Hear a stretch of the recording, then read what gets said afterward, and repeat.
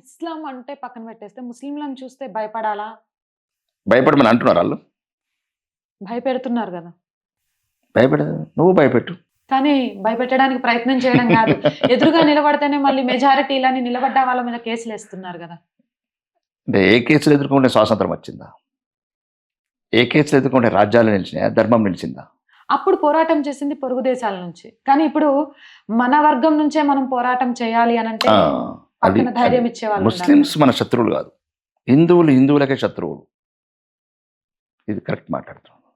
Muslims మన శత్రువు కాదు. నువ్వు కరెక్ట్ ఉంటే వాడు కరెక్ట్ ఉంటాడు. జవాబు జైసా దేనా వైసా దేనా. హ్మ్.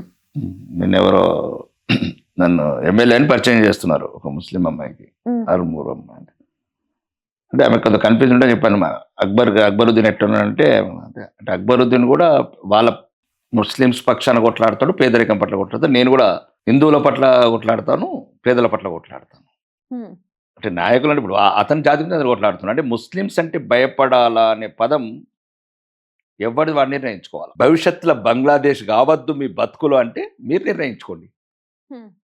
నేను అదే అడగబోతున్నాను. ఉమ్. బంగ్లాదేశ్ నుంచి డైరెక్ట్ స్టేట్మెంట్స్ ఇస్తున్నారు. నెక్స్ట్ మా టార్గెట్ ఇండియా అని వాళ్ళు స్టేట్స్ కూడా చెప్తున్నారు. అస్సాం, పశ్చిమ బెంగాల్ ఇలా కొన్ని స్టేట్స్ పేరు చెప్పి ఆల్రెడీ మేము విస్తరించామని. అండ్ కొన్ని వీడియో క్లిప్పింగ్స్ చూసినప్పుడు కూడా ఆ వీడియో క్లిప్పింగ్స్ అసలు మన స్టేట్స్వా లేకపోతే ఏదైనా అరబ్ కంట్రీ స్టేట్స్వా అన్నట్టుంది. అవన్నీ భవిష్యత్తు భారతదేశం. అంటే మా పిల్లలు బతుకు లేదు, భవిష్యత్తు లేదు. హిందూగా బ్రతకలేదా? అసలు బ్రతికే లేదా? హిందూగా బ్రతుకు లేదు. కానీ మాకు మాలాంటోళ్ళకి అట్లుండదు. వేలాది సంవత్సరాలుగా కొట్లాడుతూనే ఉన్నాం. ఇది అంతరించిపోయేది అది కాదు.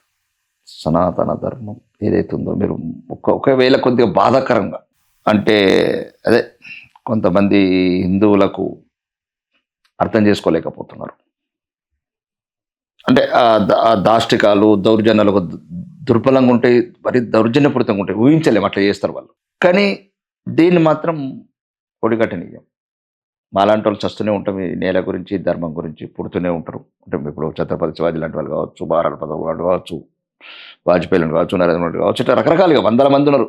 పురుషోత్తముడు ఉన్నాడు, రాజులు ఉన్నారు, వీరులు ఉన్నారు, హేమ లాంటి మహారాజులు ఉన్నారు, చాలా మంది ఉన్నారు ఇది చరిత్రలో. కాబట్టి ఇబ్బంది పడకూడదు. కానీ వీళ్ళు చైతన్యవంతమైతే ఏదైతే వీళ్ళు సంపాదించుకొని పిల్లలని మురిసిపోతున్నారో, కూతురుకు కాటిక బొట్టు పెట్టి దిష్టి బొట్లు పెడుతున్నారో, అల్లారు ముద్దుగా పెంచుకుంటున్నారు ఆ బిడ్డలకు ఎంతటి దారుణమైన పరిస్థితులు ఎదుర్కొంటారో అది బంగ్లాదేశ్ సిగ్నల్.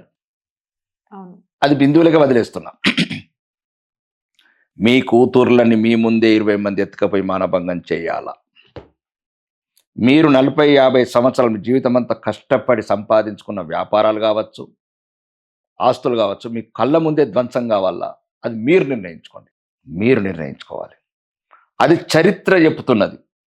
ఒకప్పుడు చరిత్ర తెలియడానికి చాలా సమయం పట్టేది. ఇప్పుడు ఈ సోషల్ మీడియా అనేది this god gift of this total యూనివర్స్కే గాడ్ గిఫ్ట్. సోషల్ మీడియా జరిగిన 5 నిమిషాలలో నేను ఫోన్లో కనబడుతుంది. 125 కోట్ల స్మార్ట్ ఫోన్లు ఉన్నాయి ఇండియాలో. ప్రతి ఒక్కళ్ళు అన్నీ చూస్తున్నారు. చంపినోడు చూస్తున్నాడు, చంపబడ్డోడు చూస్తున్నాడు, మన భంగం చేసినోడు చూస్తున్నాడు, బాధితులు చూస్తున్నారు. ఈ చరిత్రలో ఎవడన్నా మిగిలిపోతాడంటే ఇప్పుడు బతికున్న హిందువులే ఈ ధర్మద్రోహులుగా మిగిలిపోతారు, ఈ దేశద్రోహులుగా మిగిలిపోతారు. ఎవడైతే స్పందించకుండా ప్రమాదాన్ని పసిగట్టకుండా ప్రమాదం వస్తే నాకేంటి అని ఉన్నారో ఇది. కానీ తప్ప ఈ ధర్మానికి మాత్రం మాలాంటి వాళ్ళు పోరాడుతుంటాం. చాలామంది ఉన్నారు ఇట్లా పోరాటాలు. చాలామంది అండి ప్రతిరోజు చెప్తున్నాం, వీడియోస్ చూస్తున్నారు, సబ్స్క్రిప్షన్ చేయడం మర్చిపోతున్నారు. వీడియోస్ చూసే ముందు సబ్స్క్రైబ్ చేశారా లేదా అనేది ఒకసారి చెక్ చేసుకోండి. వీడియో చూసిన తర్వాత ఈ కంటెంట్ వర్త్ ఉంది అనుకుంటే ఖచ్చితంగా షేర్ చేయండి, ఒక చిన్న లైక్ చేయండి. అలాగే ఛానల్కి ఆర్థికంగా చేయూతనిచ్చి అండగా నిలబడండి. ఆర్థికంగా బలంగా ఉంటే ఇంకా మంచి మంచి కార్యక్రమాలను చేయడానికి ఈ ఛానల్ ఎప్పుడు ముందుంటుంది, వెనుకడుగు వేసే ప్రసక్తే లేదు. కానీ ఆర్థిక బలం లేకపోవడంతో కొన్ని కార్యక్రమాల్లో ఏం చేయలేని స్థితిలో ఉన్నాం. కాబట్టి మీ అందరూ ఆర్థిక చేయూతను అందిస్తే ఖచ్చితంగా ఇంకా మంచి మంచి కార్యక్రమాల ద్వారా మేము ముందుకు వస్తాం. ఆర్థికంగా సపోర్ట్ అందిస్తారు అని ఆశిస్తున్నాం. ఆర్థికంగా సపోర్ట్ చేయాలి అనుకునేవారు సబ్స్క్రిప్షన్ పక్కనే జాయిన్ అనే బటన్ ఉంది. 1 to 5 లెవెల్స్ ఉన్నాయి. ఏదో ఒక లెవెల్లో సపోర్ట్ చేయండి. లేదా స్క్రీన్ మీద గూగుల్ పే, ఫోన్పేతో పాటు అకౌంట్ డీటెయిల్స్ ఉన్నాయి. మీకు తోచిన సహాయం చేయడం ద్వారా ఈ ఛానల్ని నిలబెట్టాలి అనే మా కలకు చేయూతనందించిన వాళ్ళు అవుతారు. జై హింద్, జై భారత్.